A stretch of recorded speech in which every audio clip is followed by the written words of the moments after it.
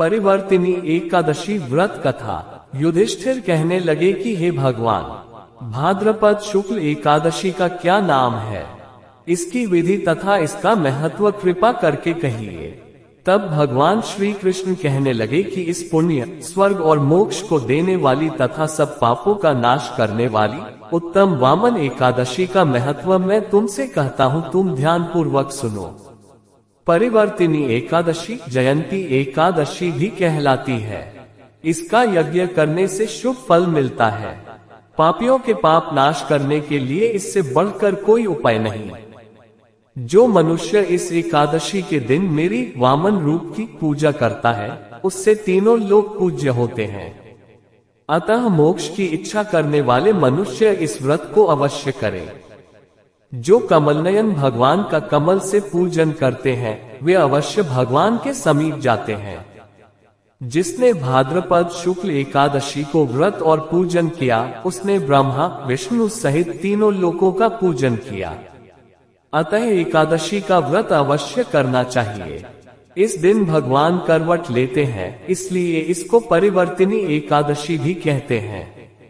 भगवान के वचन सुनकर युधिष्ठिर बोले कि भगवान, मुझे अति संदेह हो रहा है कि आप किस प्रकार सोते और करवट लेते हैं तथा किस तरह राजा बलि को बांधा और वामन रूप रखकर क्या क्या लीलाएं की।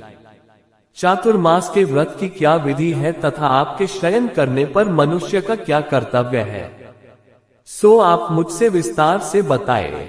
श्री कृष्ण कहने लगे कि हे राजन, अब आप सब पापों को नष्ट करने वाली कथा का श्रवण करें। त्रेतायुग में बलि नामक एक दैत्य था। वह मेरा परम भक्त था। विविध प्रकार के वेद सूक्तों से मेरा पूजन किया करता था और नित्य ही ब्राह्मणों का पूजन तथा यज्ञ के आयोजन करता था। लेकिन इंद्र से द्वेष के कारण उसने इंद्रलोक तथा सभी देवताओं को जीत लिया। इस कारण सभी देवता एकत्र होकर सोच विचार कर भगवान के पास गए। बृहस्पति सहित इंद्रादिक देवता प्रभु के निकट जाकर और नतमस्तक होकर वेद मंत्रों द्वारा भगवान का पूजन और स्तुति करने लगे। अतः मैंने वामन रूप धारण करके 5वां अवतार लिया और फिर अत्यंत तेजस्वी रूप से राजा बलि को जीत लिया। इतनी वार्ता सुनकर राजा युधिष्ठिर बोले कि हे जनार्दन, आपने वामन रूप धारण करके उस महाबली दैत्य को किस प्रकार जीता।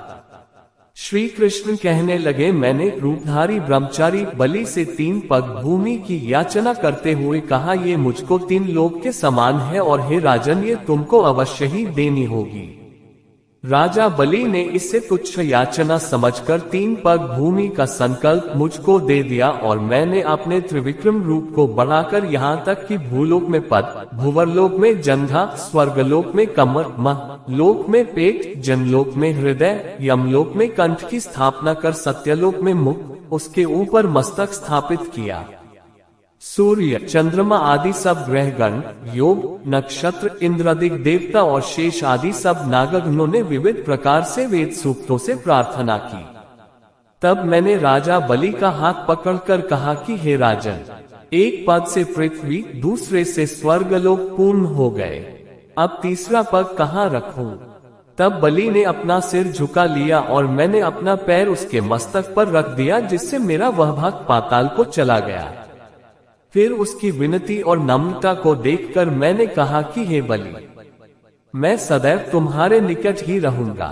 विरोचन पुत्र बलि से कहने पर भाद्रपद शुक्ल एकादशी के दिन बलि के आश्रम पर मेरी मूर्ति स्थापित हुई। इसी प्रकार दूसरी क्षीर सागर में शेषनाग के पष्ठ पर हुई।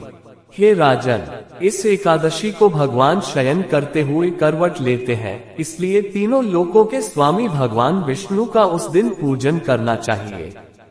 इस दिन तांबा, चांदी, चावल और दही का दान करना उचित है। रात्रि को जागरण अवश्य करना चाहिए। जो विधि पूर्वक इस एकादशी का व्रत करते हैं, वे सब पापों से मुक्त होकर स्वर्ग में जाकर चंद्रमा के समान प्रकाशित होते हैं और यश पाते हैं। जो पापनाशक इस कथा को पढ़ते या सुनते हैं, उनको 1000 अश्वमेध यज्ञ का फल प्राप्त होता है। अगर आपको हमारी ये वीडियो पसंद आए है तो इस वीडियो को लाइक और सब्सक्राइब जरूर कर दीजिए। धन्यवाद।